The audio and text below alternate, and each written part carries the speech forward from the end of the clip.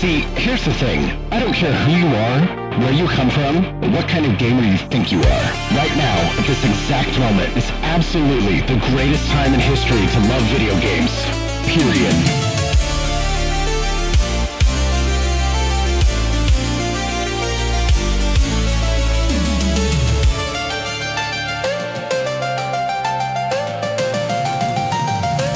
Umbrella Fight.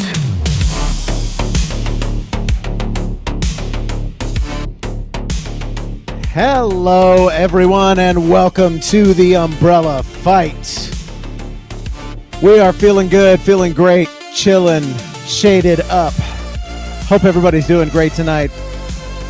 Y'all get in here, fill up that chat. Shout out.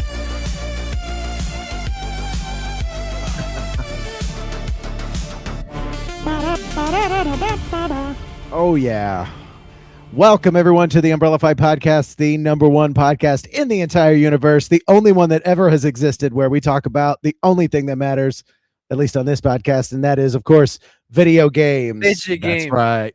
The vidya. How the heck are you guys doing tonight? Feeling well? Doing good. Yeah, doing Heck yeah. fantastic. Cool as a cucumber. John, you look cool as a cucumber, as always. Yeah, you do. Well, hell yeah. Welcome to the podcast. I'm so excited that you guys are here. This is, of course, the Umbrella Fight. And to my lower right, we have our good man, Devin. Devin, shout it out. How you doing, man? Feeling well? And I'm doing fantastic. You know, can't complain too much. And if you did, no That's one would good. listen. That's right. Just well, like hopefully this, a couple. John, how people are you would. doing? Man. Got him. Just kidding, Devin. I'm so glad to hear you're doing well. John, you're on my lower left there. How are you feeling, buddy? Man, I'm doing pretty great. Can't lie. I'm having a great time. I love to hear that. Well, this is, of course, our starting point. We're just going to go ahead and kick off some discussion about video games. But before we do so, we're, of course, going to do our collective quench. Let's go. Go ahead and grab your mugs, grab your glasses, a tankard, chalice, a stein, a canteen, jug, or flask, or vessel of any kind.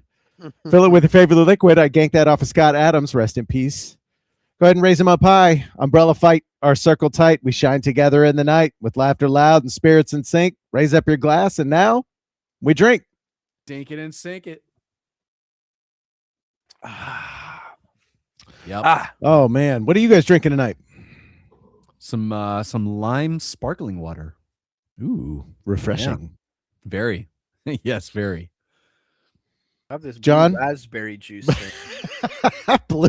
That's not what I expected you to say. Bro's chugging some raspberry juice right now. That's a crazy one. Blue raspberry juice, no less. That's awesome. Blue raspberry. Oh my god. I love that. Well, thank you for joining us Good. with the collective quench. I hope you guys wet your whistles nice and good.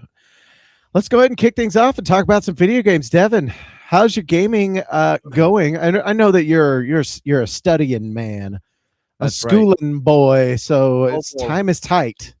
So Time how is are the video really tight. games? Are you squeezing some video games inside the little times in Oh, between bro. studying and working? Brother, you guys are gonna have to carry me today because I don't know if I launched a single game in any capacity at all in the last 7 days since we. You're last fired. spoke. You're Dude. done. Please fire me. Let me out of here so I can play more video games. Right? Yeah, That's okay, man. I get it. Like I no. said last week, you got to do what you got to do, and I appreciate that That's you're right. bettering yourself, man. I guess I'm just going to take this opportunity to say, of course, just what I said. Good job bettering yourself. But everybody out there who is bettering themselves as well, or if you're thinking about bettering yourselves, I want to encourage you to do so because you're awesome, you're loved, and what you do matters. And it matters what you put inside your head, what you retain, and what you execute upon after you have done so.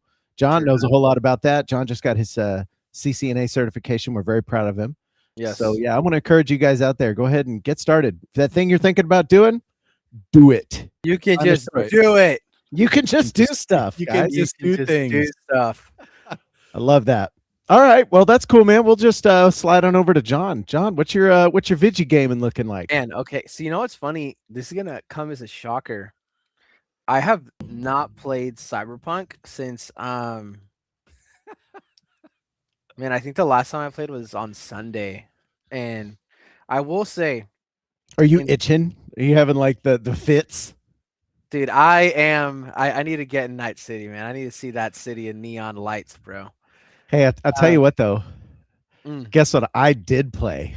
please tell me you played Cyberpunk I 2077. did. I way. fired it up for the first time. I Dude. launched the old Cyberpunk 2077. I was doing a little bit of a tech test because what I'd like to do is do a video series recording me doing a little playthrough action, stream that for a little while. I think that's going to be my next adventure. I beat the 11 tar out of Verho, so I need a change of pace. We're doing Yeah, some Saturday man. morning Minecraft. If you guys are wanting to chill with us on Saturday mornings, we get up early and do that. But outside of that, I think I'm going to pivot on over. I just finished Bloodborne, so I'm going to start doing some Cyberpunk, man. Man. So one thing I will say, Mr. Nathan, I've been focusing on the DLC of All right. Cyberpunk. They freaking cooked. Dude, it's so good. Hell It's yeah. so good. It's even You're getting better. me hyped. Dude, I first kind of of wish all, we weren't podcasting, except for this is like a highlight of my week. So, that's you know. right. But man, so like one thing that's it's like obviously Keanu Reeves is in Cyberpunk, but that they also got Idris Elba, Oh, for to be he's kind of the main protagonist of the DLC. So you okay. spend a majority of the time with him, and brother, it's like I'm gonna try to word this carefully because no spoilers, but I would recommend you if you don't have the DLC, it goes on sale pretty frequently. I would recommend getting it. It's really good. But Okay. they added an entire layer to the game that sets up the second game through the DLC. Whoa. And it's just crazy that they were able to do that. And now Mike Pondsmith has teased some of the people that are going to be in Cyberpunk 2. One of the names that he's thrown around quite a lot in some interviews is Scarlett Johansson, which would be nuts to That have. would be freaking bananas. Imagine having ScarJo in Cyberpunk 2. Dude, absolutely. And if they do anything the same way they did with Keanu Reeves and they like actually put her likeness in the game, I think that would be really, really super cool. Can you imagine ScarJo lit up with the cyberdeck shit and like crazy looking eyes and wild color? Actually, my character, I spent way too much time in that character editor. I'm not gonna lie. No, you can never spend enough time, Nathan. You gotta get it just right. You're not wrong, because it says at the top, it says in Night City, looks are everything. Of course. All right, man. All right, man. Lie, I don't even remember customizing my character. I am almost certain I went with default look. Oh, dude, man. Devin, default Devin. I don't know. I don't know if I've ever cared to like go super in depth in customizing characters. That's fair. Like, yeah, unless I have like, okay, the only time that I'll do that is if I have like an idea for a character. Like I have to have an idea. You know what I'm saying? Sure. Like it's preconceived. Like I want to play this game and play it in this way. Like then we can start customizing the character. But I don't ever like initially, like I'm just like, default is probably fine. Well, everybody's got their own way to presets. play stuff, I guess. There's no wrong way to play a game. Anybody who tells you you're playing it wrong is selling you something. That's what I think. Yeah, very, very That was true. poetic. Very true. And so my guy, I wish I had grabbed a screenshot. I would have shown it to you, John. But I got like a long. I like long, flowy hair for my my male characters if I ever design a character. And I decided to go with a green motif. So he's got long green hair. I've got green beard, piercings, got some sick. I got some sick pupils for my eyeballs, and they're green too. And of course, a giant wiener. So of course you gotta. That's right. I love that they give you the option for small. Like if you want, you can have that. Hey, you can have that. You could just do things, preferences, Yeah, for sure. And it's crazy because like even you having all green hair and pupils, you're just another face in the city of neon. That's what I decided. I was gonna be whatever I wanted because it doesn't really matter. It matters because looks are everything, but it also doesn't matter because everybody else is just as wild looking. And Yeah, I it's want to kind of fit crazy. in, I decided to go, I put it on hard. Was that a bad option? John, what do you think? I early Am I game is smart enough to do that? I think you are. Early game will be tough depending on Yeah. what play style Okay. you want. So I'll give you a little insight into my first. That is what I did, Nathan, because I'm a gamer, so I put it on hard. And I'm a gamer, he says. I love and that. it wasn't like I couldn't beat anything, but it did add some frustrations early on where I was like, oh my god, like okay, clearly the little build that I'm doing makes no sense in this game, and I have to pivot. And that was Sure. the only way that I was able to move forward is like pivoting the way that I was playing because it was just not very effective. And with it set on that difficult, I'm sure I could have done it on like normal difficulty or an easier one or something like that. But yeah, to start on hard, you're gonna have to like play a build that I think Yeah, you'll makes a need to little bit of lock in. sense. Yeah. And one thing I will say is because they did change this pretty heavily. One of the things that they changed is the way like the abilities and everything work.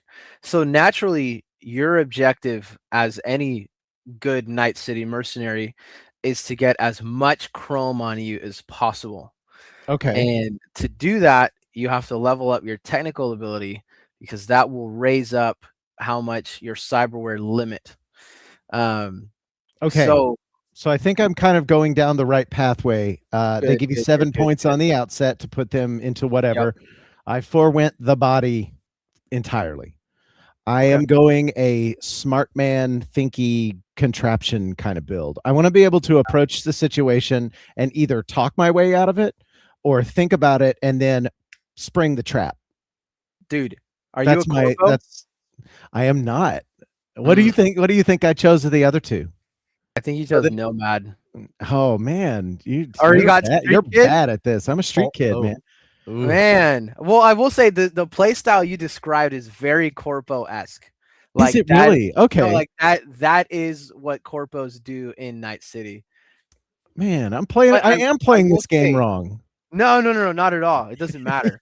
But the reason it doesn't matter is because regardless of what you choose, right, your paths will merge. And so one thing I will say, the street kid, because if you didn't know, depending on what you choose, the beginning of your game is different. I was going to say I launched the Street Kid one, and I have launched Cyberpunk in the past. When my computer was underpowered, it didn't really behoove me to do so, and I kind of was like, eh. And then it was a completely different beginning. I was like, I don't remember any of this Yeah, stuff. I no, got in it's the car and I completely was talking to different. some Padre dude, and then oh, you know what? I really, really loved. Well, go finish your thought because I want to talk about the beginning of the game from the Street Kid perspective. Yeah, so I will say the street kid perspective does blend really well into the story. Like the character V doesn't have to make as much of an adjustment um with the street kid archetype as they would any other starting off as a nomad or a corpo, All because right. ultimately V becomes a mercenary. So the transition from street kid to mercenary in Night City is like it's like the gateway drug, right? Like if you're a street kid, you're probably going to be a mercenary. Whereas like if you're a corpo or a nomad, becoming a mercenary is like a complete shift of like Right. what you were doing previously. Man, So you know what? I'm really glad to hear you say that because the way I play games is very mercenary. Like, who is going to pay me the most money to do this shit? All right. The morals don't really come into play. Whoever's got the most coin, I'm going to slaughter all the ghouls in that tower if you tell dude, me to. That's yes, and right. bro, one thing I will say, they like completely revamped the hacking when compared to like the launch of the game. Oh, Cool. Nathan, you're in for a treat, brother. I'm so excited. You're in for a treat. Like I will say, like you can get because I will say you do have to do stuff like when you're hacking. Like you do have Okay. to actually like code break a little bit. Like you'll see what I mean. But Sick. bro, when you figure it out, you become like actually like Skynet. Like you can like completely clear a building from like and never even leave your car. Like Oh, wow. that's how much like it can scale to. That's awesome. I love that. I love a game that gives you options, and I know that this has it in spades. So Yeah. I just decided to do a set path. I have an idea of what I want my character to be, and I'm really going to lean into that as hard as I can. Yes. So one thing I've noticed with games that do choice is that you are kind of punished if you do everything. Meaning, if you're a jack of all trades, you're never a master of any of them, and you kind of struggle in some places. So I decided a long time ago that if I'm going to play a role playing game, I'm going to lean into the character, and I'm going to lean into wherever that character is defined very hard. So Dude. Yeah. I'm gonna be hacking man contraption guy. Actually, so the beginning of the game was really really cool. I really enjoyed the kickoff of the story. I was just sitting at a bar talking to Pepe. Pepe was in Pepe. trouble. Pepe. Pepe owes Shout out some to money. Pepe, man. Yeah, Pepe Love was dope. Pepe. Yeah, so he was like, "Hey man, go talk to this dude." So I talked to Kirk, and he was like, "Go steal this car." So okay, cool. Eric. So I got out to the alleyway, which by the way, all of the flavor around everything that's going on, all of the pepper that they put in this game, so to It's speak, is insane. really, really good. I was walking by like drunk hobos that were like, the circuit god is gonna eat the children or whatever. And then I tipped a homeless vet because I might be hacking contraption guy, but I got a heart. That's right. And Right. I met Padre. Padre was cool. So we seemed to have a rapport with each other, and we drove and we got pulled over by some punks. And I liked that the dialogue was going on, and it was like it was giving me enough context of like who was talking and what they were like. It was really intuitive how they laid it out. But then they sprung a time-based dialogue choice on me in the middle of somebody else talking. So this guy like leans into my car, and he's chromed out, and he's got his spiky hair, and he looks okay. I'm not gonna lie, he looked like a fucking idiot. Like he looked like the guy that wears a skull t-shirt is like, I'm badass. Like, all right, dude, tone it down a bit. But he got in the car, was waving a gun around, and Padre was cool as a cucumber.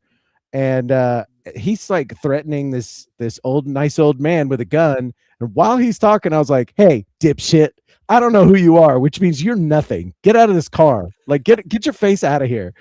Are you done?" And I just like talked him down with some threatening words. It was kind of cool.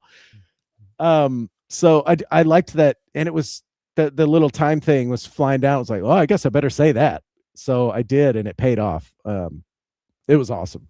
Super No, cool little intro. dude. But the best part about the intro so far, and I saved right after this, so I don't have anything further to add, but Okay. I was talking to Padre, and then he was like, "Hey man, where are we going?" We got to the club, and I go, "All right, it's great to see you. Thanks for your number. I gotta go." And I got out of the car, and he goes, "So go with God." I was like, Yes. "Oh yes, Yes. Whoa. Yes. I love Yes. Padre already. He's Dude, cool." No, Padre's awesome. Padre's a great character. And like, dude, what a bar, by the way. Man, I gotta go. Are you talking about? Oh yeah, So go with God. Like, what? Who says that?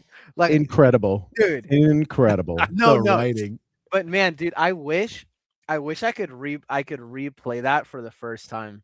Because Yeah, bro, it's so peak. Like one of the things that's so cool, like, is the way that the character of V like starts off. It's like the indecision that you feel like as a player, V is feeling it like times 100 because it's their life at your fingertips. So it's like okay, yeah. there's a lot of moments of like taking in the view and just being like, where the heck do I go now? You know what I mean? Like there's a lot of like really introspective defining moments that you choose where to go.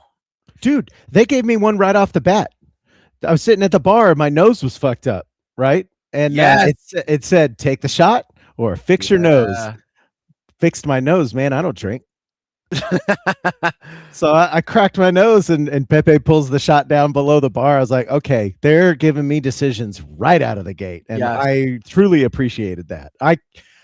I know I completely understand that I am barely even like I haven't even scratched the surface. I'm just looking at the surface right now.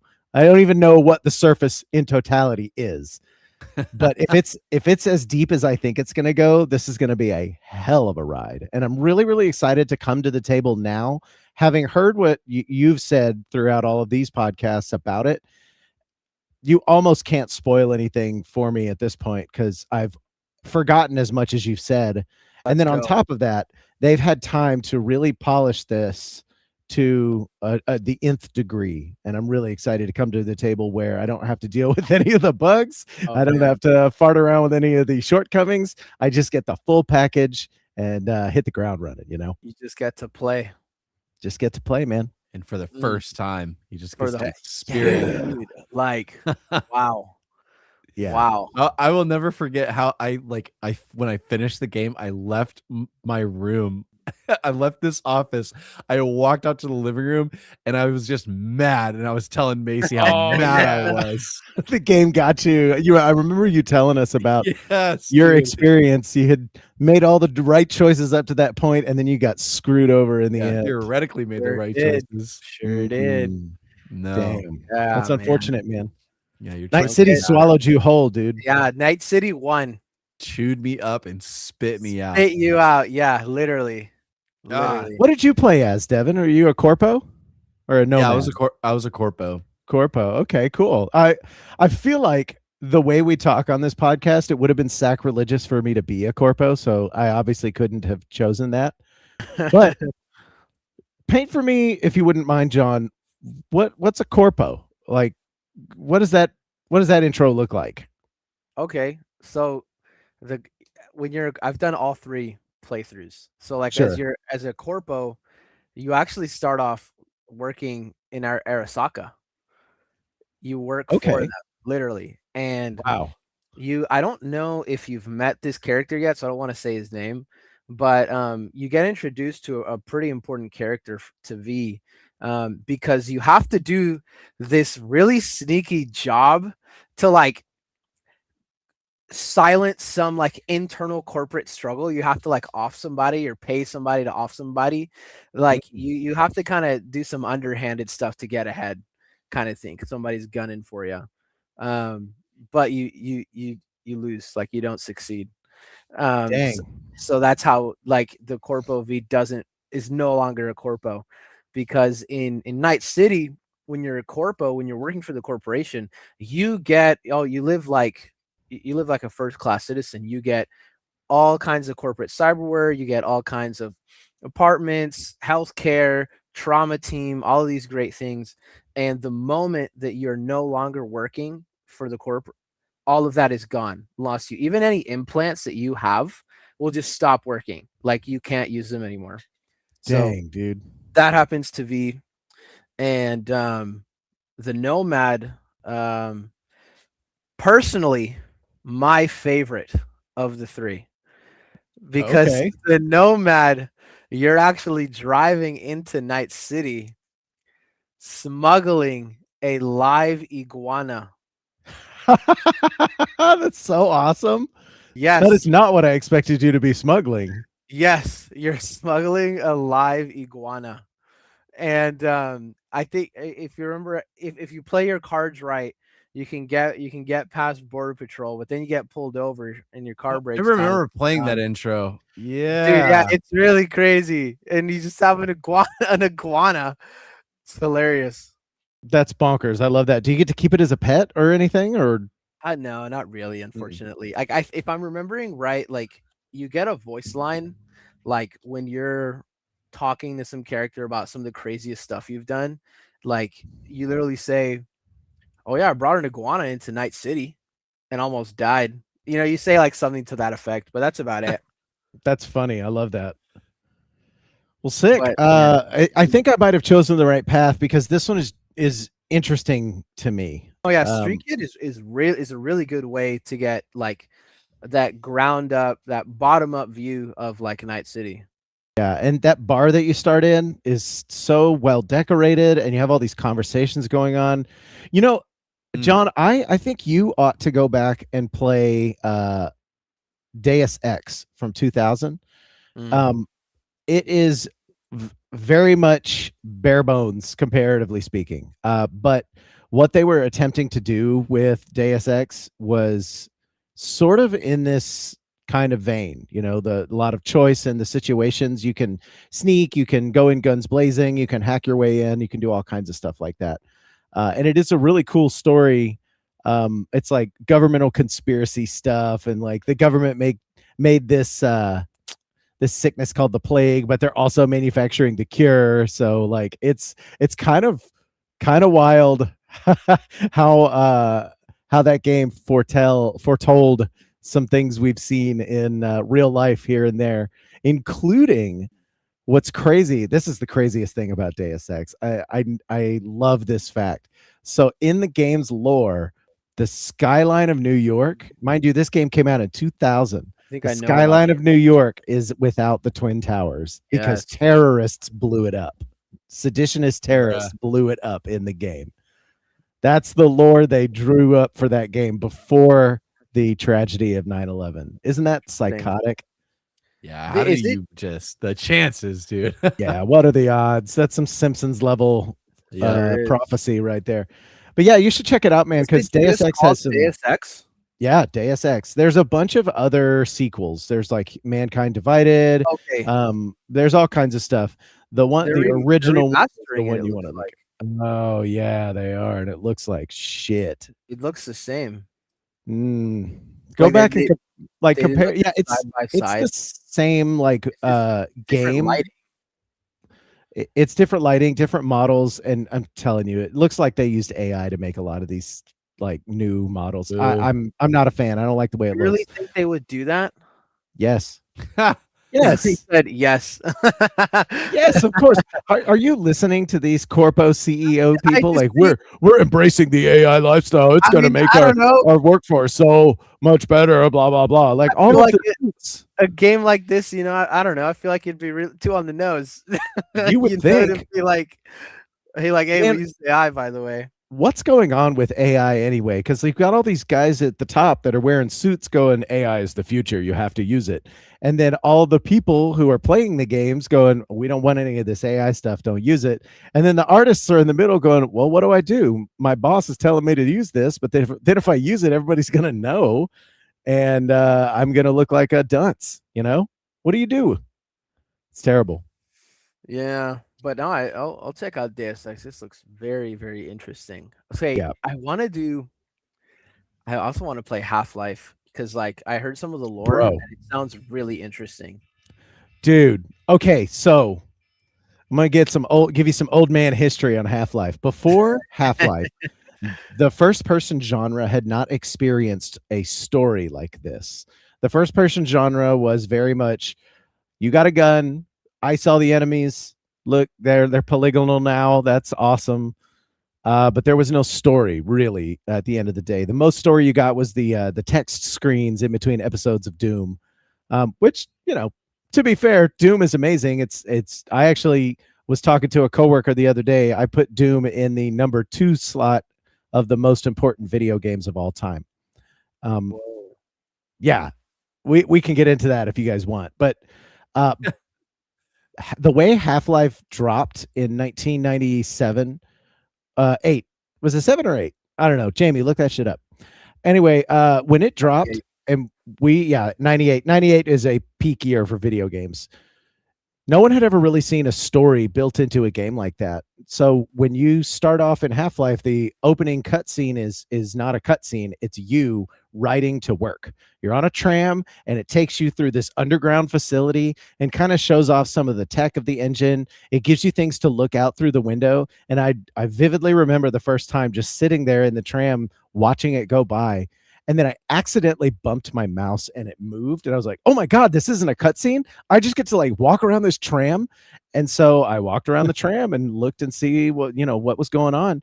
So you get to the end of the tram ride and you're inbound to the testing labs because you're a scientist. This dude, Barney, walks up and is like, hey, Mr. Freeman, how you doing? Come on. And he leads you into the labs. So as you walk in, the game is like teaching you both how to play and showing you what it can do from a narrative perspective. nothing really kicks off in the beginning of that game for probably 15 to 20 minutes. You're just walking through and exploring and doing your job. You go get your suit. You figure out there's an experiment we're all working on. Like, okay, cool. I'm the guy. I got to push the rock into the beam. And then you push the rock into the beam, and that's when the game really takes off. It goes places from there. And I don't want to spoil anything for you. But man, Half-Life is legendary. It really did something special in 98. And to this day, I still think it holds up. It looks great. Even by today's standards, it looks great. Half-Life 2 also looks crazy. Half-Life 2 also did some groundbreaking shit, if you want me to get into that. It did the physics thing in a way that we hadn't seen before. It used physics puzzles in a first-person area. There's a really great puzzle, in fact, in which you need to get up to this particular area, and there's like a concrete circle. You know those concrete tubes that they have, the big ones they use in construction for, like, laying pipes under the ground and stuff, sewer junk. Well, there's one of those with a board on it and then a refrigerator sitting up on a rope. Like, it's such a telegraphed puzzle, it. But the moment you figure out, oh, I can stand on this side, shoot the fridge, have the fridge fall down and bounce me up into that area, the first time you do it, you're like, I'm a genius. And that's what's great about that game, is that it makes you feel smart as you play it. Same thing with Portal. You do the thing that that they meant for you to do, but because you thought of it and figured it out, you're like, big brain me over here. I'm feeling awesome. Yeah. Hey, if you're going to go back and play Deus Ex or Half-Life, have you played the original Portal? Dude, I haven't played any of the Portal games. Brother. Whoa. Okay, so Portal is awesome too. I could go on for days about these games. Dude, no, and what's they're crazy, so so, legendary. I used to. This is interesting. This is a good little side tangent, actually. So, like, I actually am very extremely familiar with Portal 1 and Portal 2 because at the time, I had no kind of console, and my only source of, like, internet access was my mom's 2 Windows XP computers that were in her classroom that me and David would just be in front of before school started when we were just in elementary. But I watched so many playthroughs of Portal 1 and Portal 2 because it looked so insane to me. Like, the idea of a Portal 1 as a concept was very foreign to me as a young child. So, like, the idea of this thing shooting something that I can then walk through somewhere else was already like, whoa. And then it was like, these are 2 robots. One of them's a big ball. The other one's like a bean. And then there's Atlas and Peabody, baby. Then there's this other big robot named Gladys that hates you, and God, you just have to figure it out. Like, she's one of the best characters in all of games. She's so snarky, and some of the shit she says is so hilarious. Like, there's some point at some point, because you play a female character, right? Chell is her name. She's a voiceless protagonist, but the shit that GLaDOS comes up to say, she'll be like, many people inside this facility have gotten very, very thin from not being able to eat, but you seem to have avoided that quite well. Like, oh God, that's rude. He just calls you fat. Yeah, straight up. Yeah. Like, all right, I see what you're doing here, lady. Actually, fun video I just recently watched. I watched the voice actress for GLaDOS answer questions from the internet. And man, she's really funny. She's got some just as much snark as her character does. It's really entertaining. But yeah, I digress. I'm glad you've watched those games. What was your takeaway? Were you like, I have to play this, or were you just like, I don't care, even if I never play this, I just want to watch this? No, like, I desperately wanted to play it, but I just had no way to. Like, it's unfortunate, man. Yeah, I didn't really have like a console or anything. Like, the only thing I used my mom's like old Lenovo to like play Minecraft, but like that was about the only PC game I ever played until I bought my rig in like 2016 or 2017. Oh, dang. Yeah, like, I didn't have a PC. Like, I missed on PC gaming culture, man. I missed out on a lot, but I got to use the Wii, the Xbox One, and So yeah, like it was one of those things. Like I was like, I don't know if I'll ever get to play this, but this is really cool. It's peak gaming for sure. No, dude, what makes me mad is like, all right, and maybe I might be getting ahead of myself saying this. Maybe it's just nostalgia of like seeing this, but it feels like PC gaming used to be so much just peak than it is right now. Like it's like you could Yes. only play these games if you had a computer. So it was like the only way I was like, dang, I don't have a computer, so I can't play Gmod. I can't play Counter-Strike. Yep. Like that doesn't matter anymore. No, you Yeah. know what I mean? Like it's but it The used to be such like PC dang, I really console, want a PC. like the PC console history is really funny because you had in the beginning, you've got video games starting off kind of in both places. You've got your Atari level and ZX Spectrum level kind of games, and they were like kind of neck and neck ish. PC was a little bit better because it had some more horsepower. And then you had the consoles kick it up a notch with the NES and the Super Nintendo, and the PCs weren't there yet. They were just simply weren't. We had 8 whole colors, and and even then, those colors were like the worst colors imaginable, with cyan, magenta, and like it's an assault on the eyes. And then at some point, the processing power of the PC surpassed the console. And then we were playing things like Doom and then Quake, and the consoles had to catch up. So then after a while, the consoles caught up a little bit more, and then they were kind of floating back and forth. And now we're at the nexus point. Everything that rises must converge, and we have converged. Whether you own a console or a PC, almost doesn't matter. You're absolutely right. You want to play indie games? Pick up a Switch. Almost every indie game that you can imagine is on both the PC and the Switch. You want to play a high-tech, fast-paced first-person game? Titanfall 2, it was available on PC and Xbox One and everything in between. So I in one viewpoint, it's great that barrier has been removed. On the other hand, it was kind of cool watching the PC do these backflips while consoles were starting to crawl. And I I run the risk of looking like a neckbeard going like PC games used to be something. They kind of did, man. I mean, like you're not wrong. Looking at Deus Ex in 2000 and playing something like that with virtually unlimited space to do something unique and extravagant was definitely on the table for PC gamers, more so than the console gamers. Dude, You know, even like a game, like I remember having a Wii, like this is when we had the Wii before we even had an Xbox. But like I remember reading about like World of Warcraft and being oh, we're like going to talk about WoW in a minute.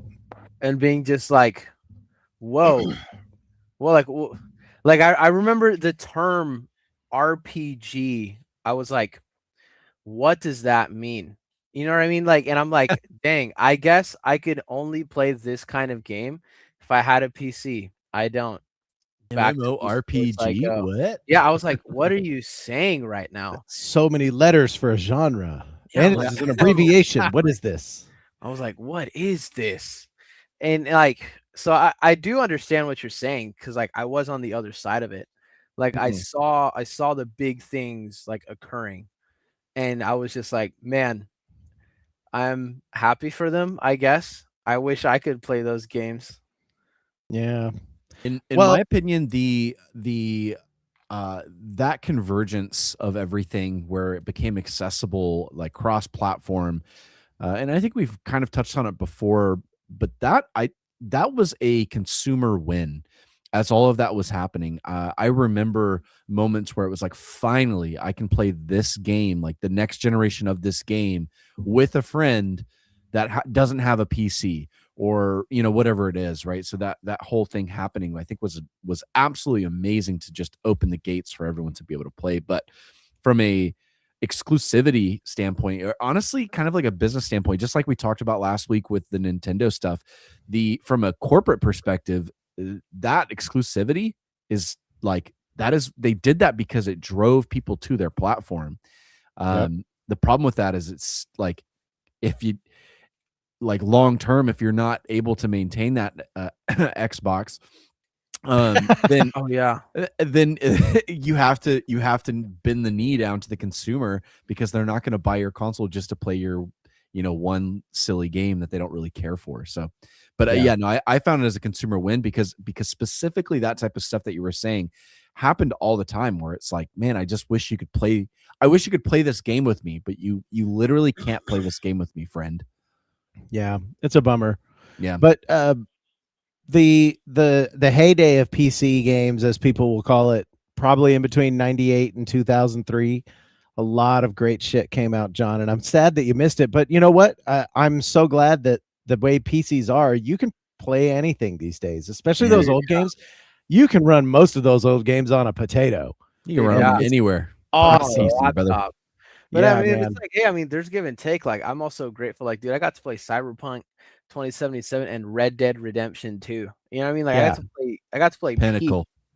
Like, dude, bro, if you just took some, like Nathan, if we took you from like 98 and dropped you in front of a PlayStation 5 and we're like, play Red Dead, and just left you in there, like, bro, I wouldn't come out. you know what I mean? Like, it would have been like like just spawning you in and like, here's Cyberpunk, have fun.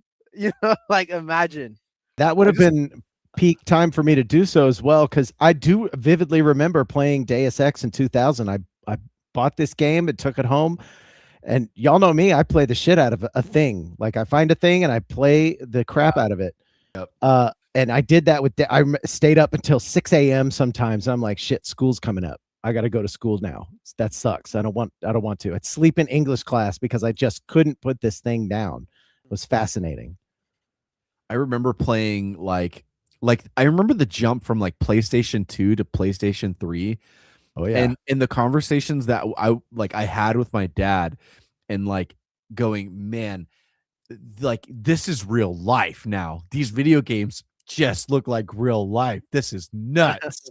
And so like, if you took that jump from like what Devin was really playing back then, being like a Nintendo 64 game and like a GameCube game or something like that, and then you just threw me in a Red Dead Redemption 2, like, my brain might have exploded. Like, I don't even know what would have happened. Like, I don't know how I would have comprehended that.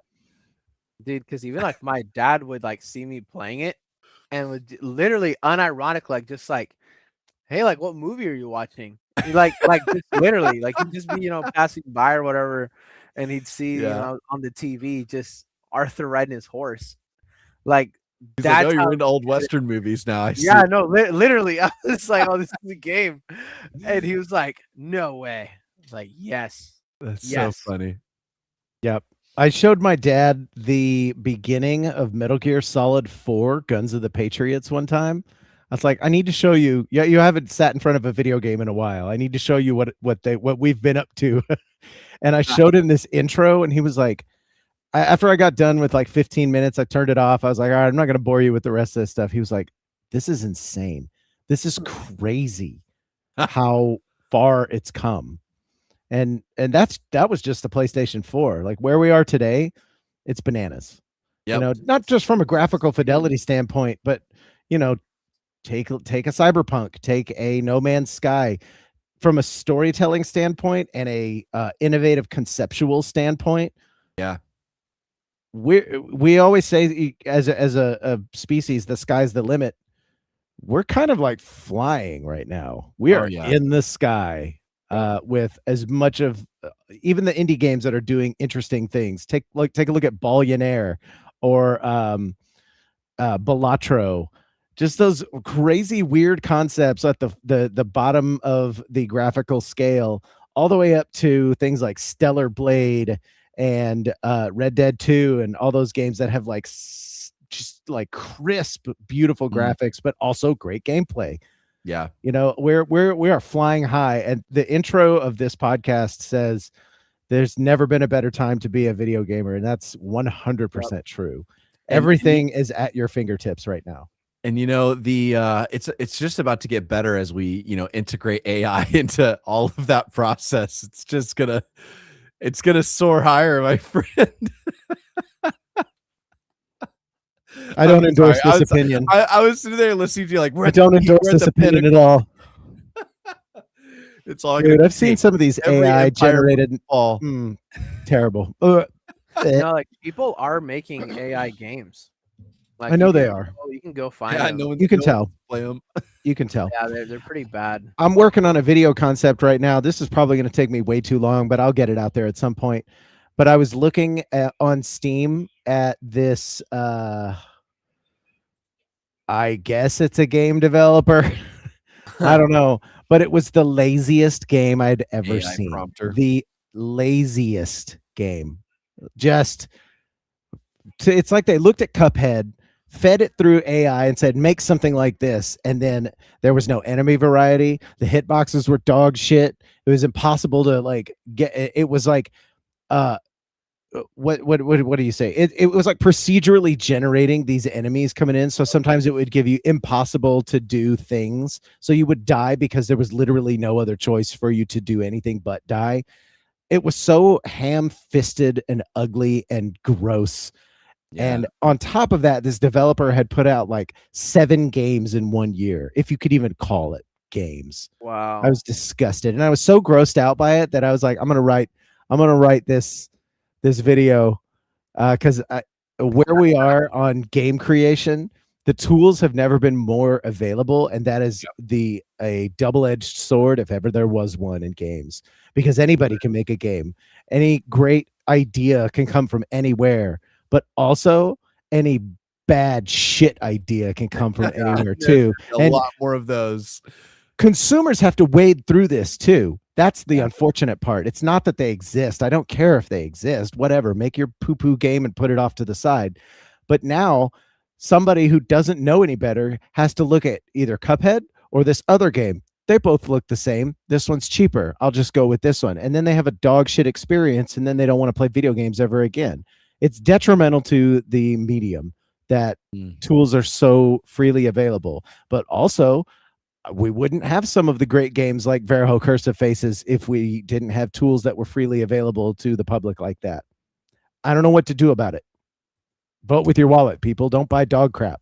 Or if you happen to accidentally buy dog crap, refund that shit. Get your money back. Refund it, please. That's right. That's what I love about Steam is their liberal refund policy. Less than 2 hours in the game, boom, give me your money back. Awesome. Right. I did that with freaking Nier Automata, which is not to say that's a bad game. That's an excellent, amazing game. You but refunded Nier? listen, I'll tell you why. Because I had a 780 Ti graphics card, and there's an NVIDIA bug that causes that game to crash all the time, and I couldn't actually play it. So I refunded it and bought it on the PlayStation, and I played through that game. I put 60 hours into that game. I love Nier Automata. It's an insanely good game. Great game. Yeah, dude. And the music. Anyway, I could go on to tangents. Yes. Oh no. Let's talk about Nier. I don't have a platform to talk about Nier very, very much because I think, okay, it's a little overly anime for my normal tastes, but that's okay because the style that it has is so next level cool. And then on top of that, the story is itself such a like examination of what it means to be human, what it means to have consciousness, what it means to feel things. It's so peak.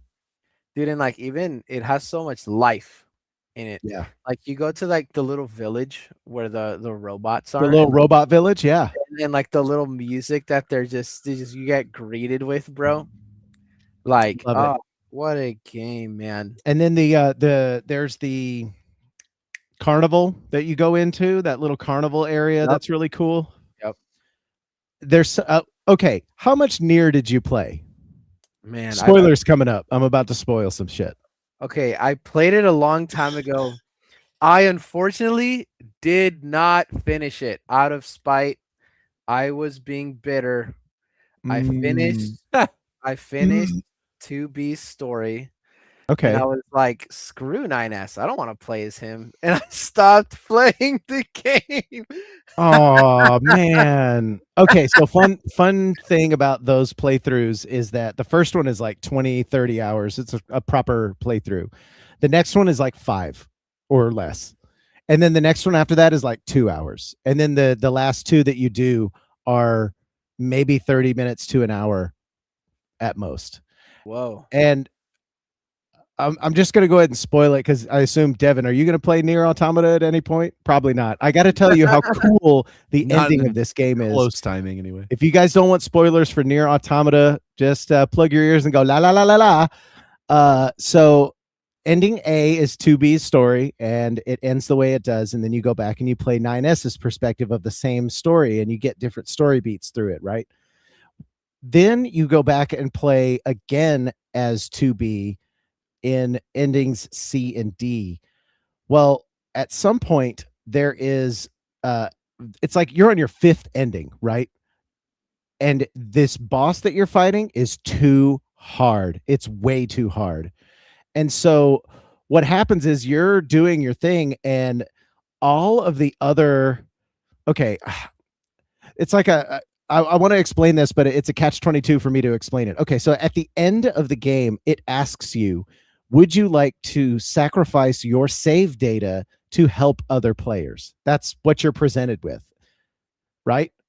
So then, of course, you choose yes, and it deletes your save game and it uploads your consciousness, 2B's consciousness as you played it into the cloud. Well, at the end of E, you're fighting this boss that's way, way, way too hard. And as you fight it, you die several times over and come back.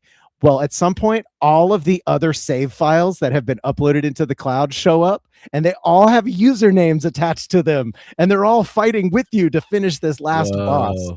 And you just know at some point, your name scrolled across somebody else's screen to help them finish this game.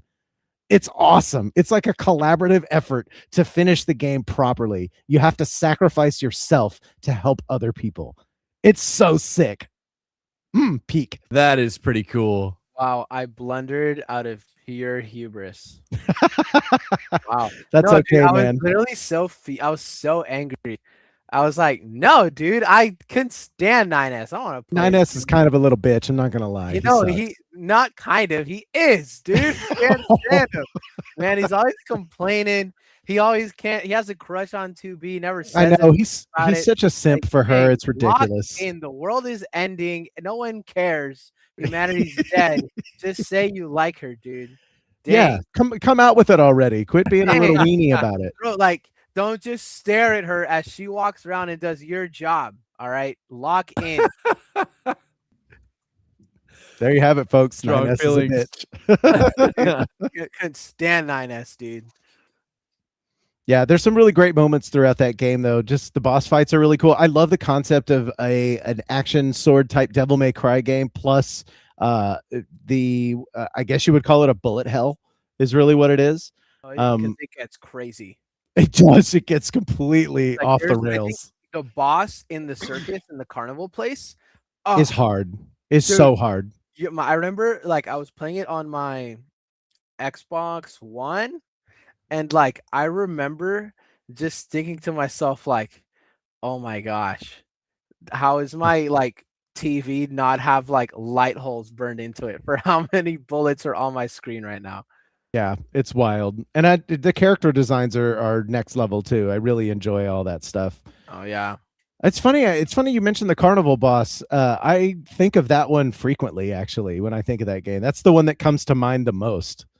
Is Dude, if I'm remembering right, such a didn't he neat had little a thing. he had a rather emotional monologue, if I'm remembering right. You'd get me lying if I told you I remembered about that particular. I just liked the character design. And I liked that's the his one with attack. like the dress and it's like dancing and stuff, right? Yeah. Okay, we're thinking the same thing then. Dude, and when you go into like when you like sneak into the back of the map, and like you fight those two like other Like, oh, that's right. that crap was so hard, Nathan. Yeah, there's that's a dual boss, and Yes. that was when it got super duper anime, and I was dude. like, oh, okay, I see where this is going. Dude, that was really hard. That was a really Yeah. hard fight. Nier is an excellent game. The Yoko Taro, the creator of that game, is such a weirdo, but I think No, some yeah, of the he's a best. strange guy. He's a strange dude. He wears that mask all the time. Unfortunately, yeah, and I can't lie. There's like a meme I'll see because I do love the anime scene, but there is like a meme of like, the author's completely not well hidden fetish in games, Oh yeah, and like or just in the anime or whatever. 100%. I don't know what he was, the ladder animation when 2B's climbing up a ladder. Like, hey man, lock in. you know, Camera angle does not need to be that low Yeah, for the upskirt shot there. it's got Every some single time. moments like that. Yeah, I'm like, hey man, let's be lock in. Lock in, dude. Maybe he was locked in, and he also just didn't care what you thought. Maybe he knew Which what he I wanted guess to I can lock say. in to all the time, brother. I will say Heyo. he made a hit game. I didn't. I won't tell him what to do. True that. There's actually speaking of those moments, there's a really fun moment in the original Resident Evil 4 where because you're saving the president's daughter, and I think she has to climb a ladder at some point, and you can do that with the camera, but the game punishes you for doing that upskirt angle. Like she yells at you and shit. It's really funny. That's awesome. And it's so crazy that not only did the dev in Nier think of that in his own pervy fashion, but the devs in Resident Evil thought of that too and said, let's not, shall we? Hey, lock Hey, in. what are you doing? We're trying to save the world This is from a someone's deadly daughter. virus, and you're doing this, you perv. This is the president's daughter, you fool. Yeah, come on now. That's so funny. Cool. Well, I'm glad you've played Nier. I'm sad that you didn't get to finish it, but maybe if you ever go back and play it, it is a quite the experience. Oh, yeah, and it still looks beautiful to this day. Yeah, Like, still looks 100%. great. Yeah, it's awesome. Dude, one thing I did want to just pop in and say real quick. So, have you guys heard any news about Overwatch recently? No, I have not. Spill the beans. What you got? Guys, so like there's a lot to say here. So, one thing I will say, I think one of the biggest sins that you can make as a gaming company, right, is to not believe in your game. And I've noticed this pattern where developers make a game that does very well, and then for whatever reason they decide to make a second game when they didn't need to. Overwatch is a prime example of that. They made an Overwatch 2 for absolutely no reason. And then this Tuesday, they decided to admit that, hey, we messed up. We should not have made a second game. They didn't say that, but here's how they did it. By revamping the game and dropping the 2. It's just Overwatch now. Hey, so all of the time that you wasted, all of the resources, hey, for nothing, by the way, for absolutely no reason whatsoever. And you know what makes me mad? That is all the community wanted. Like, they're doing now what the community asked for at the end of the first game. And Overwatch has broken its own record and currently has 108,000 players playing it just on Steam. Dang. Whoa. It has more players right now than Battlefield 6 and the new COD. That's more people crazy. are playing Overwatch. It has done a complete resurgence as far as popularity. That's Well, nuts. I There guess are more good for people the playing it community. than Marvel Rivals. I guess, but too little, too late. But I guess not. Also, because No, people are playing it. and what's unfortunate is that I'm not going to say unfortunate, right? But nostalgia, right? Like, I love that game. I played that game when I was a wee lad. I got that game when I was 13 years old for my birthday. And guess what? That was the first game where I was like, dang, I need to hop in training mode and practice my aim so that I That's can right. be good. That was the first game where I was like, no, I am not okay with being bronze and competitive. I will hit plat. And I did. Hell So yeah, you like can do it, man. I love Go. that. so like I will say like it is like I was playing it earlier today before I joined the podcast, and bro, I felt, I can't lie, I felt like a little kid again playing that game. That was a fun time. Awesome. And I don't know. I think it's pretty cool. I mean, I'm not going to sit here and say that this is like a cyberpunk level like revamp, but it's definitely a step in the right direction.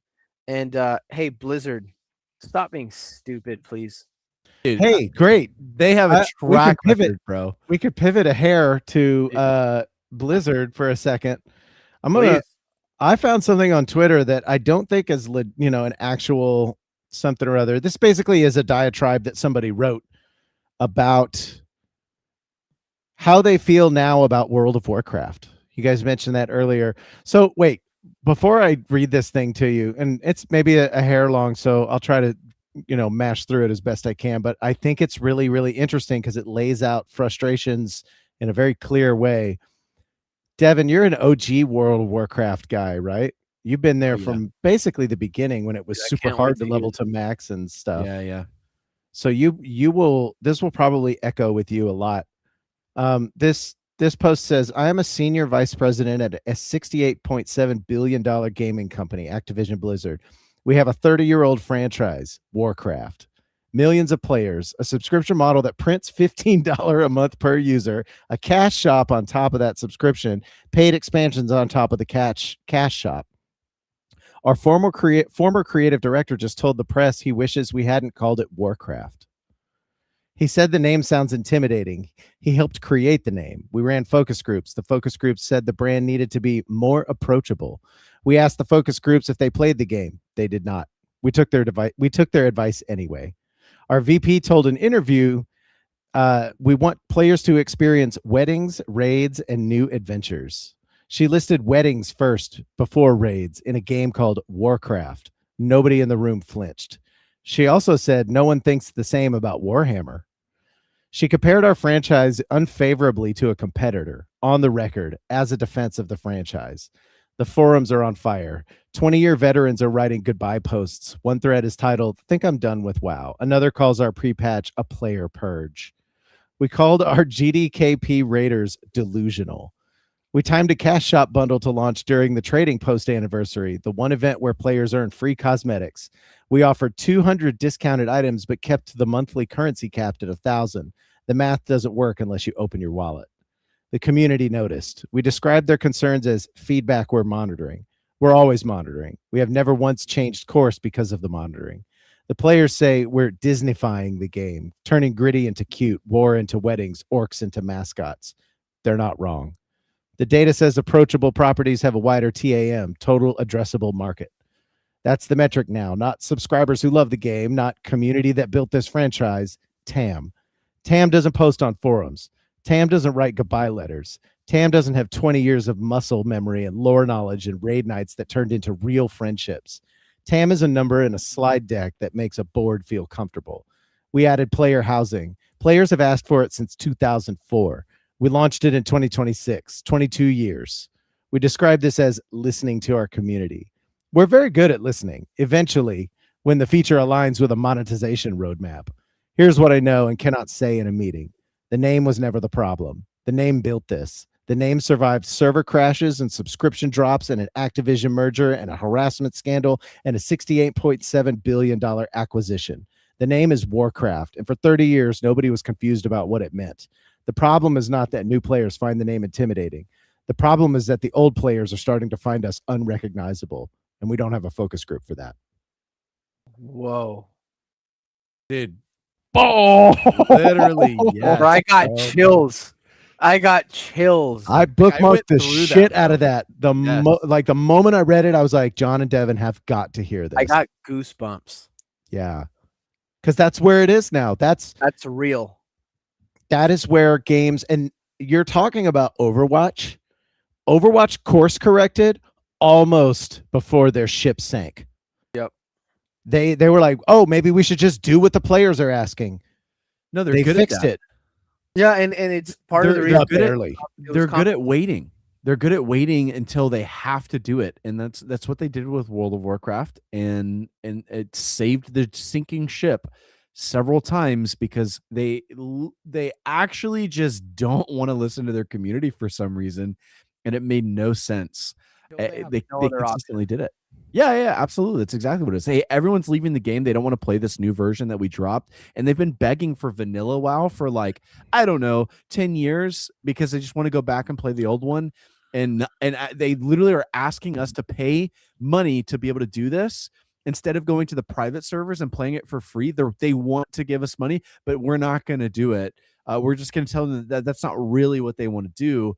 That it's just what they think they want, but it's not what they really want. Modern games in a nutshell. And then you fold because no one wants to play your new game anymore. So you give, they were serious.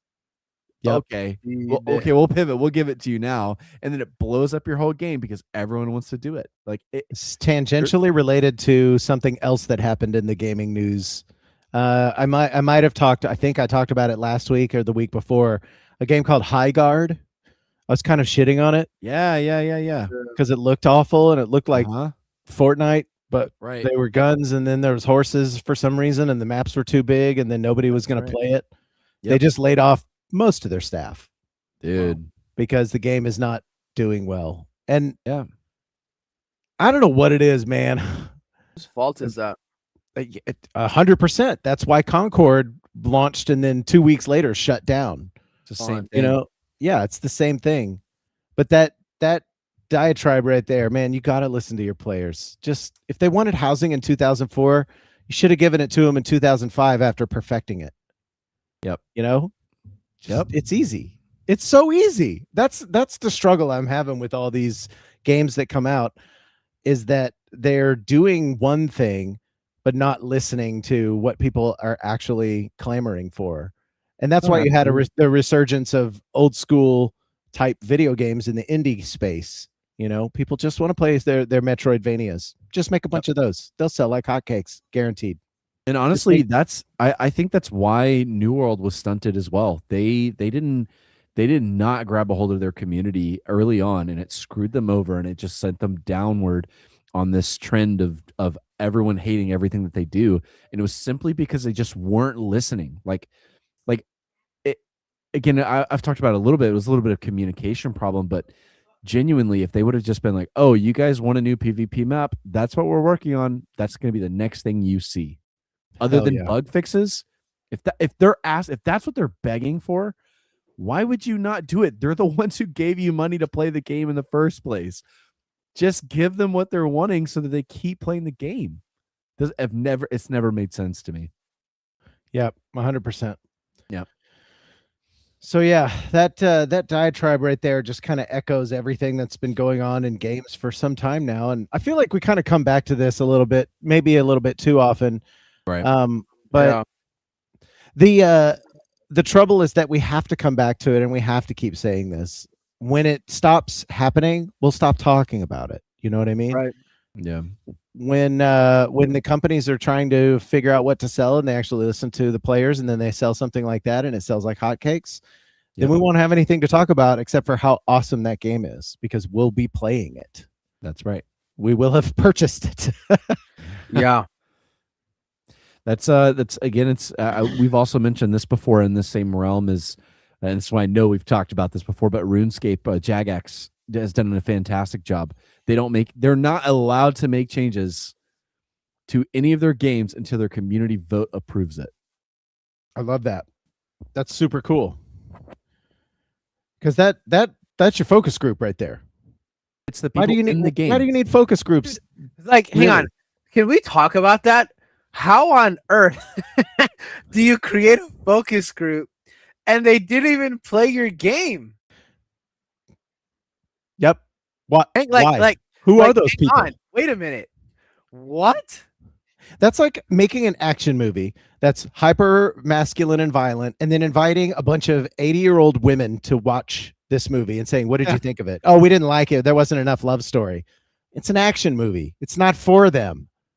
It's Warcraft. It's not for weddings. It's for fighting and raiding and for the orcs fighting, neckbeards, come killing on. each other, They didn't nightmarish play it. factions They going to didn't play the- war. They didn't play the game. That's incredible to me. Doesn't that blow your mind? Like, hey, if I said right now, hey, Nathan, Fallout 1 is garbage. Hey, John, have you played it? No. My opinion doesn't matter. Yeah. I wouldn't take you even a little bit seriously. Hey, Devin, World of Warcraft, don't Boo. like it. Boo. Hey, John, have you played it? No, I haven't played it actually. It's absurd. It's like their echo chamber in a way, you know. It's like they find the focus group that's going to tell them what they want to hear, because that's what they want to put in the game. And then when they put it in the game, the people who are actually buying it stop subscribing, and they're like, "What? Why don't you like it? You should like it. There's got to be a reason you don't like it." Yeah, because it sucks. It's not what people come to Warcraft for. People don't play Counter-Strike to if they put a single player mode in Counter-Strike, how do you think that would go over? Yeah, no one would touch it. No one would play it. It's a multiplayer game. It's designed to be played with other people. Right. It's so unfortunate. Dude, but that's not even like that's not even incompetence. That's just stupid. That, you know what I mean? Like, That's not even incompetence. It's stupid. That was it's just dumb. It's just dumb. Like, I can't lie. I haven't stopped thinking, like, since you read out that, oh, we asked the focus group about the name. They didn't play it. We took their advice anyway. I haven't left that part. Like, that's crazy. Like, what? Yeah. Wow. I think at the end of the day, WoW is still going to be a money printer. But the question is, what kind of money printer? Do you want a really strong money printer, or do you want one that's fine? Because you can make a game all things to everybody, but it's just like I was saying about the build in Cyberpunk, or any other game for that matter. If you're a jack of all trades, you're a master of none, and it's all kind of lukewarm. Yeah. Yes. Yeah. Sink into one specific thing. That's why Counter-Strike is so good at being Counter-Strike. They know exactly what they want to make. They made that game, and they're sticking to that formula, so to speak. They're not trying to add all these frills and shiny baubles on top of it. Counter-Strike is Counter-Strike. Yeah, I was gonna say they're not trying to be like amazing graphic fidelity. I will say they pivoted with Counter-Strike 2 or whatever it was, maybe in a way that I don't really like it as much, because they tried to increase some of those things, but they really kept the heart the same. They didn't like mess anything up. It's just like a nitpick, but like they did increase the graphic fidelity. They tried to modernize some of the things going on in the game, and I don't think it doesn't really add value to that type of a game. Like it literally doesn't matter in there. Like all it does is potentially bring in new market, because they're like, oh, it doesn't look like a game that was made back in 2005. Like it's actually a modern game. So that's the only like maybe counter argument you could have, is it might bring in new players. And I think they do a really good job at it. But man, WoW they have time and time again like moved away from the thing that people loved the most about their game. Blizzard in general just does this. They've got such an amazing track record over it, where they just simply, the community is begging for something, and they're like, yeah, we're gonna not do that, and we're just gonna do this whole other thing. And the community's like, I mean, why? Like, why would we do, like, we didn't ask for that, like, at all. Like, that's not something we're interested in. So, Devin, as a WoW player, what is your personal experience on that? Like, do you have a moment where you booted it up and it did a thing where you're like, No, okay, so like y- yes and yes and no. I don't know if I had like a very specific moment, but I will tell you one of the things that like there was some expansions that when you came back to the game, because mind you, like I've been playing the game for like uh, almost 20 years now, but like I haven't I haven't played it the entire 20 years, right? So like I'll play it in short bursts and like I'll pop off. So I'll come back in like maybe a year or so later and I'll play for a good span of time and then I'll jump off and I won't play for a while again. So I'll see like these snippets like way later as the game is evolving. I'm not it's kind of like you watch your kids grow up and it's like they slowly grow, right? And it's like then you have like your I don't know, your faraway cousin that sees them maybe once every couple of years and it's like when they see him, they're like, dang, dude, like this kid just grew. Like, what in the world? And it's because you kind of had that moment away from them and then you saw them again. Same thing that I feel like that's kind of who I was with World of Warcraft, is I saw it, I would leave it, and then I would come back to it. I'm like, what did they do to this game? And there was absolutely there was expansions where I came back and this in the later years, like probably after it was definitely after Mist of Pandaria. Mist of Pandaria, I felt like started. that's the one with the pandas, right? Yes, I Well, remember the okay. pandas. The pandas I were saw the cool. pandas and immediately was like, remember- what's going on here? Dude, I What? remember seeing those the- pandas okay, everywhere. The pandas were cool, all right, but Yeah, okay, sure. dude, it was right as like Kung Fu Panda was around, so everyone was like, "Yes, I'm playing Poe." Oh, the Yep, Kung Fu Dragon Panda. That's exactly Warrior. what I thought of it. Yeah, That's yeah. so No, silly. everyone And did. anyway, Literally I everyone digress. did. Sorry, It yeah, was super silly, and everyone was like, "What the hell?" But like, also, it was kind of cool. Anyway, but after that, like, they started really modernizing the game, and what I mean by that is in the negative context, right? They started becoming all things to all people. And the moments that really made the difference was when you could jump on like a particular class like a rogue and you could feel like you could accomplish everything and you didn't need someone else to be there to assist you and it, because that was the beauty of what they had built was you were a unique class, and not just a unique class, you also had a unique race, and not just a unique race, you also had a unique faction. And it's like all of those things tied in and actually impacted the way that you played the game. And now you literally you look at the game and it's not the same thing at not even a little bit. It doesn't matter if you're on Horde or Alliance, it doesn't matter what race you play, and it doesn't matter what class you play, because you can, if you want to play with your Horde friend, you can play with your Horde friend. If you're on Alliance, doesn't matter, you can cross play. Oh, you want to play this class? Well, you can be any race that you want. It doesn't matter. They used to be tied to particular races, so you couldn't be a druid and also be a human. That's not something you could do.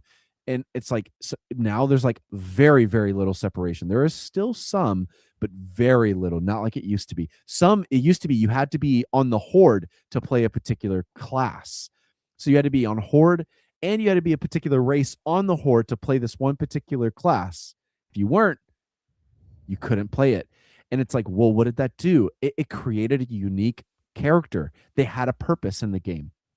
And it's like, now I can spawn in, play whatever class, do whatever, play with whoever. I'm not unique. It's not special. There's nothing different. And it was when they, diminishes the special yes, of the game. It's of the character you're building. It makes they it not a moot point. yeah, when they started doing that, that was the moment where I felt those things where it was like, please bring back vanilla. Like I don't want to play this game. This is not the game that I enjoyed. Right?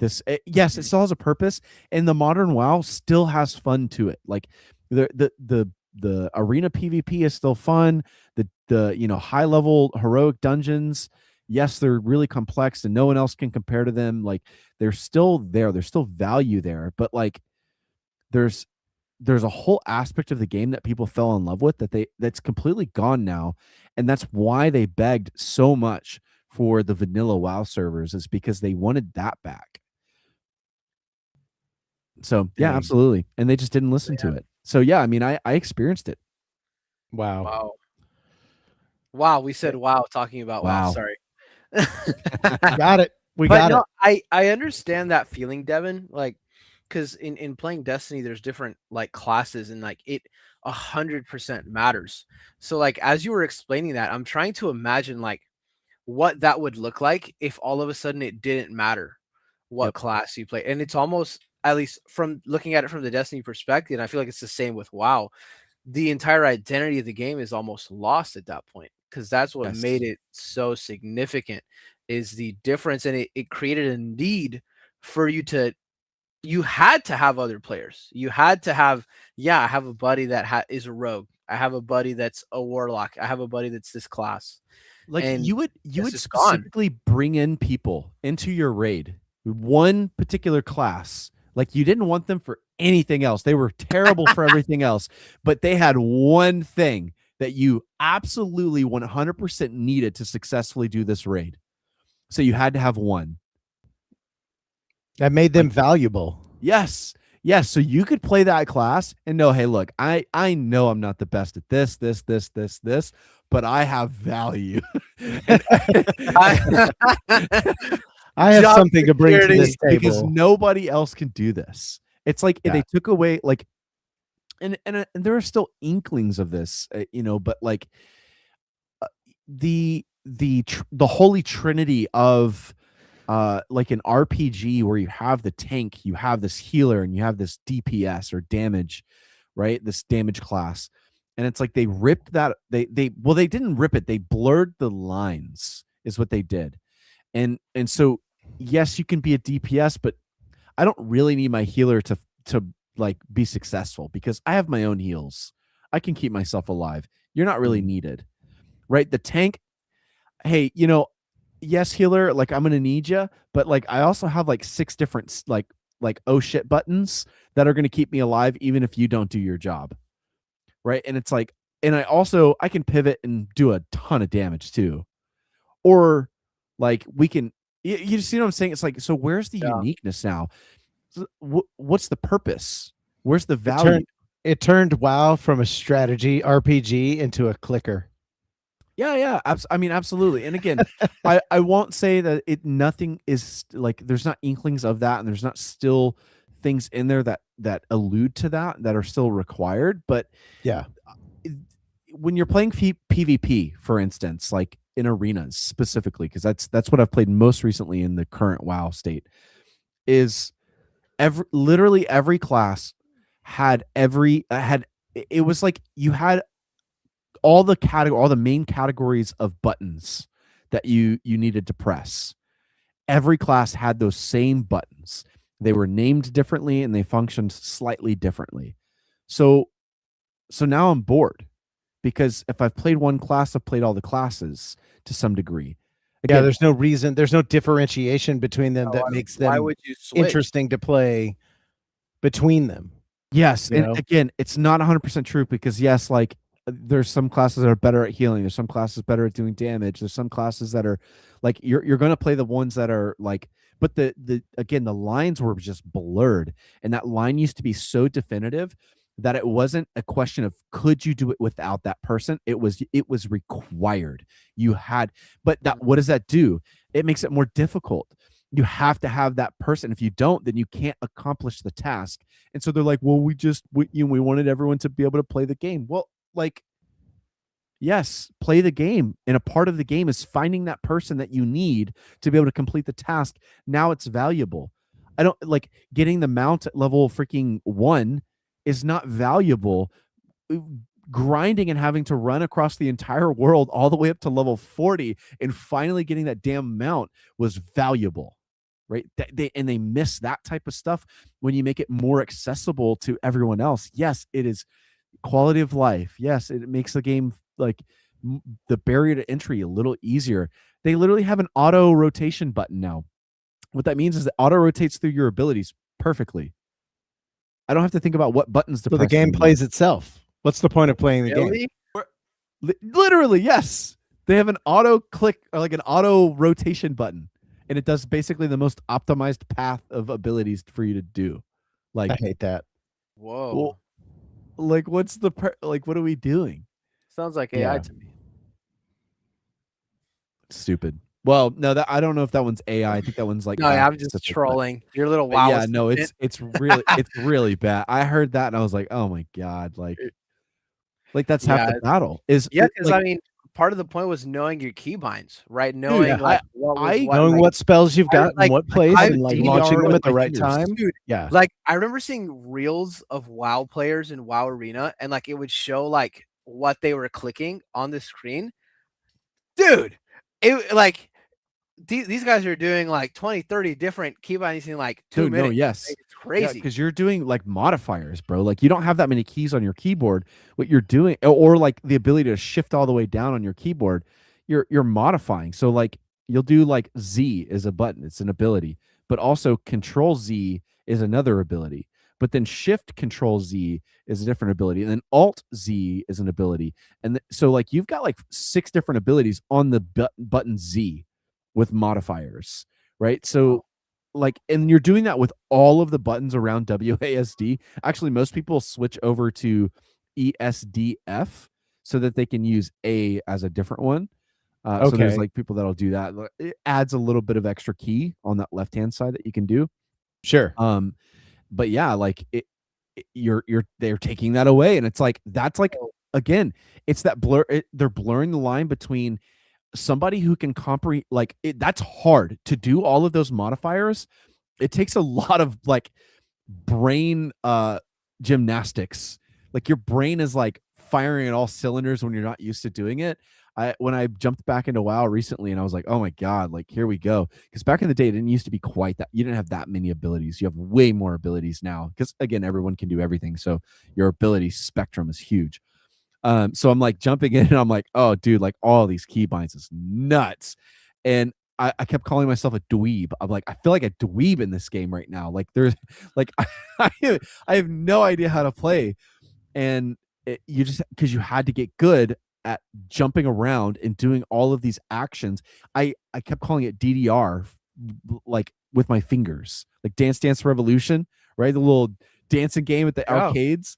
But it was like you're doing that like at a high level with your fingers on the keyboard, and it's all of these different moves, and that's what it felt like. And it's like once you cracked the code of that, it's like, oh, fantastic. Now you can move to the next step, which is optimizing your rotation, knowing when to press the right ability. And it's like, so you just like get better that way. Well, if I can just like look at you and just press the button, like the one button, like what am I? Kind of devalues the whole experience. Yeah, and I'm sure it's not actually better than knowing your rotation, but it blurs the line again. It just like slowly. It's good blurring that line. enough. It's good enough to win the raid, right? Yeah, And yeah, that's yeah. all you really need. It'll get you there. D's get degrees, as they say. That's right. Yeah. That's right. So where then is devil's advocate here? Is the accessibility, is that an accessibility feature for people who can't get that down?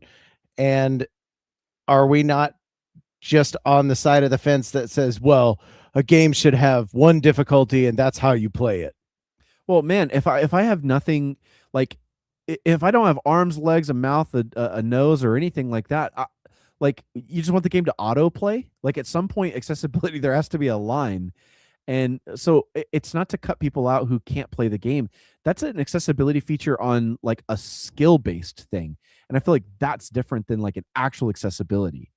Right? Barrier to entry to a game that's highly World of Warcraft is not you're I get what they're trying to do. They're trying to bring people in and they're trying to allow the barrier to entry to be lower to say, hey, you know, person who doesn't play World of Warcraft type games, you can now play it easier.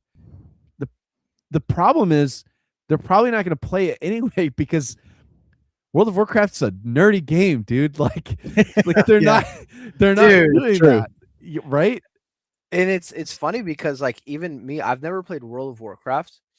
I am more interested in playing the classic version of World of Warcraft than the modern version of it. Because even me as of never playing it, I've never touched it, right? I'm acutely aware of the community's thoughts on the current state of WoW right now. So it's like, for me, these people that are still playing the game, that love this game, they loved this version of the game that came out for a reason. Yep. And That's so, right. like, for me, outside looking in, I'm more interested in playing the classic version than the modern. Yeah, it's a question of like, as you add accessibility features and try to expand the audience, if you're devaluing what makes that game great to do so, you're just kind of cutting your legs off. You know, Yeah. like if the game can be simplified to a single button press, why are we playing it? And mean, you know, it's that's not part to of it. say there doesn't need to be an easy mode for people who are like, oh, I just want to get through and see the content. But also, like what, just like what you said, Devin, where is the line? You know, how Yeah. easy does it need it to, do you need it to be? Do they need to mean, make easy again, baby gamer mode for every single right. game? Well, and I don't think that's so. I think that's what we we got at earlier is like the idea of allowing the game to be all things to all people, I think is a miss, right? A Yeah. WoW is not meant for everyone to be like to everyone for everyone to play the game. That's WoW is not the game for all people. WoW, especially when it first started, WoW was a extremely hardcore game, like very intense. Yeah. You didn't It jump was into something else for sure. yeah, you didn't jump into WoW and just know what you were doing. Especially then with limited resources in terms of like information. Oh, You yeah. you were dude. Oh my Nothing was God. documented. Nothing was Yeah. Nothing, dude. Just You figure were it out. Good luck. in Get this good. massive world and you were just getting wrecked. So becoming all things to all people, I think that's the miss. It's not a matter of oh, where should we draw the line? It's like, what's the objective of the game? Who is this game for? Who's the audience? And a lot of the reason that they're doing this is because they're saying, oh, we want the audience of this game to be everyone. Right? We want everyone to be able to come into this game. That's the miss. Yeah. And if you make a game for everybody, you're making a game for no one. That's exactly right. That's a very good point. That's what I appreciate most for me about the Souls-like games. Dude, They are that's all I can think about. they are unflinchingly hard. They're like, Yeah. oh, you want an easy baby mode? No. This game is hard, and it's hard for a reason. If you want an easy baby mode, the closest thing they have is a different game. It's called Elden Ring, and it's not impossible, but it's not easy either. Yep. It's still very, very difficult. And I appreciate a game that's like, look, son, Like this boss is tough, and he's going to put you in the ground a lot of Yes. times. Yeah, figure it Yes. out. Fight. That's exactly it, dude. My nephew give started up. playing a Dark Souls game, and I was like, "Oh, how's it you're going, there, buddy?" huh? Yeah, I was like, "How's it going?" He goes, "The game is really hard, Devin," and I was like, "Yep." Hey, I don't was give like, up. It's like that for everyone. Like Don't that is give up. but that's the game, right? Like it knows its audience. It knows what it's trying to accomplish as a game is like we want to be difficult. We want to be skill based. That's the point of the game. And it's like imagine, oh, okay, yeah, we made a button that's like it gives you a big flash on your screen every time that you can hit dodge and just like okay, perfectly time your dodge every time or a parry, like a parry notification. Go ahead and hit parry. Like that would ruin it. Oh, it's parry The- time. The button, okay. Oh, I hate this more than anything. I'm with you, Devin. I hate it. Oh, hi, Hollow Attorney. By the way, I see you up here. Says you should check out Blasphemous 2. I own the first one, and that game is wild. I really like. I'll take a quick pivot to talk about Blasphemous. It's blasphemous. It's very much like drenched in this. It's kind of sacrilegious, but also those are just like the tonality of it is just it. That's what the art the name. style is centered around that sort of thing.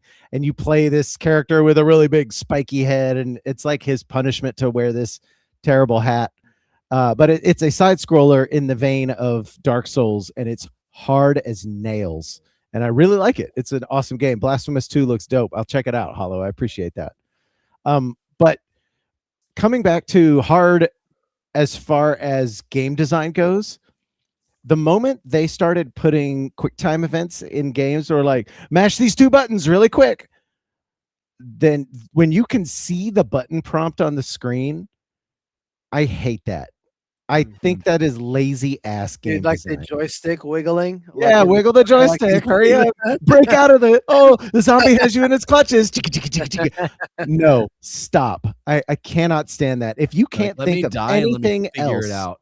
yeah, if you can't think of anything else to show me on screen but a button that tells me which button and when to press it, you failed. You did not design your game well. It's awful. Yeah. Hate that. Then to flip it over and talk about good game design, take a look at the Lies of P.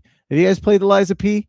I've heard not. great things about that game. Man, oh man, that game is designed in a way that if you know what to look for and you figure it out, you can dodge and parry to your heart's content, because the game will tell you through other things that aren't a big button on the screen when to dodge and when to parry. You can just figure that kind of stuff out. It's very intuitive.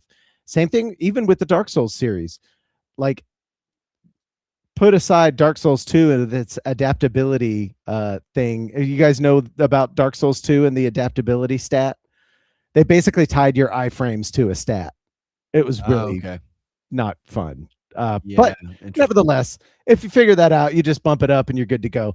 But understanding that you can dodge at specific times in specific ways and watching where the weapon is going for this boss that you're fighting. Oh, it's swinging down into the left. Maybe I should dodge to the right because that's where the weapon is not going to be. I mean, come on. It's not that hard, guys, to think of some better ways to do things than to just put a stupid button on the screen. That's dumb move. Yeah. Okay, I'm off my soapbox about that. But yeah, I mean, at the end of the day, what you're saying is like it. Again, understanding what your game's purpose is, and then like allow your game to speak for itself and attract the people that want to play that game. I feel like a lot of the indie developers do that really, really well. It's not everyone's going to want to play your game, and I think we've said it. If you create that game too many times, then no game is for anyone anymore. I have a thought. I think one of the reasons that we see lazy game okay, I call it lazy game design. What I'm saying is accessible game design is because game studios these days that are super bloated and have way too many developers on it doing a big giant thing that costs $250 million to make.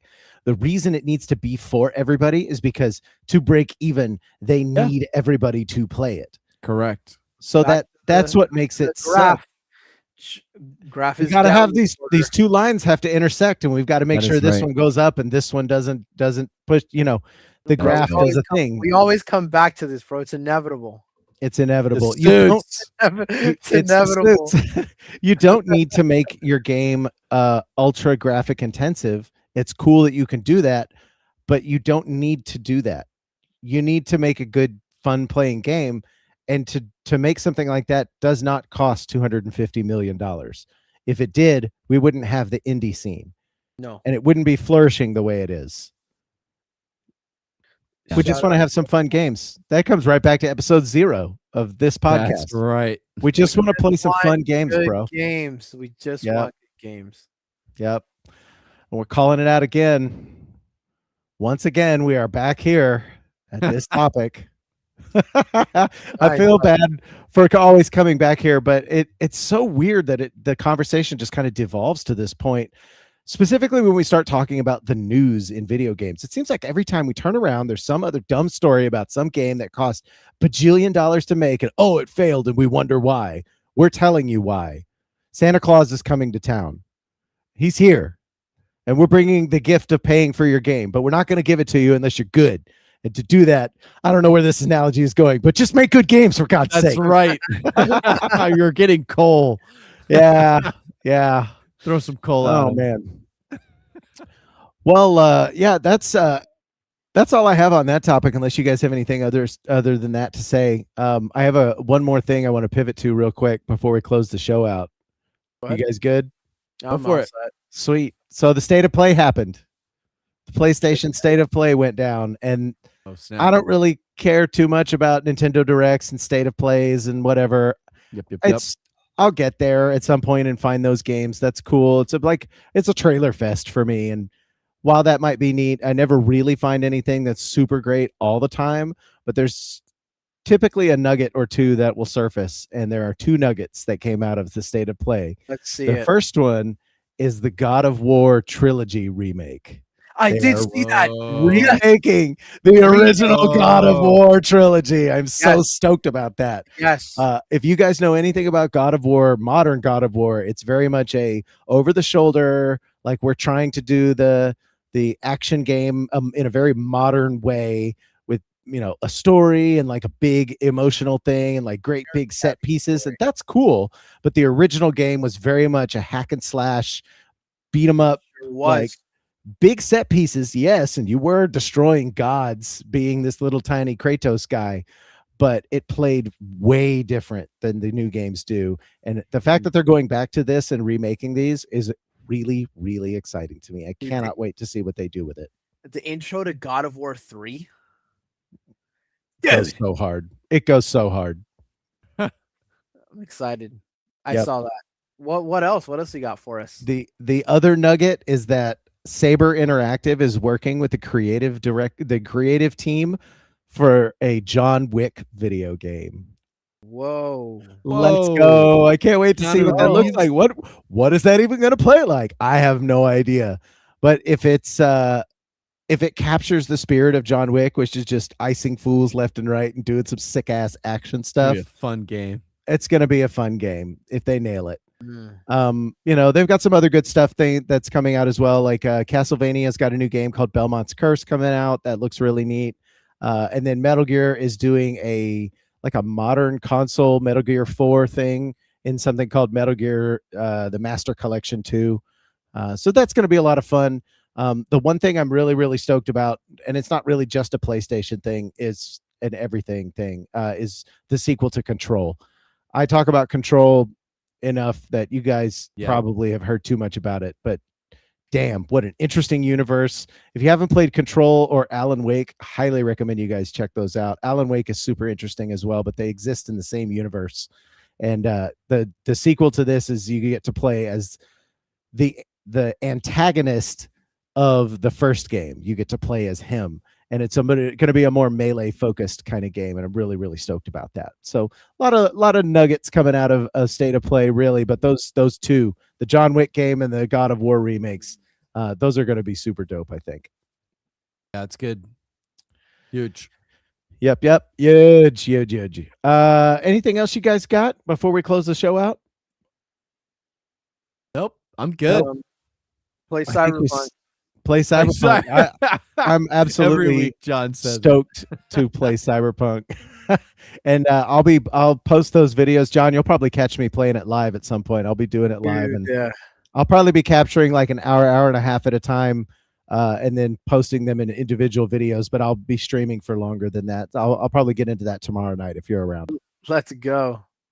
All right, guys. Well, that's going to do us for the Umbrella Fight podcast. We sure do appreciate you guys being here. It's always fun talking about video games with you guys. Y'all are my two favorite co-hosts in the entire world. And I just want to give you guys a shout out. Uh-oh, the music died. What happened? Oh no. Well, that's okay. Oh, there it is. We're back. Technical difficulties as always, but that's okay.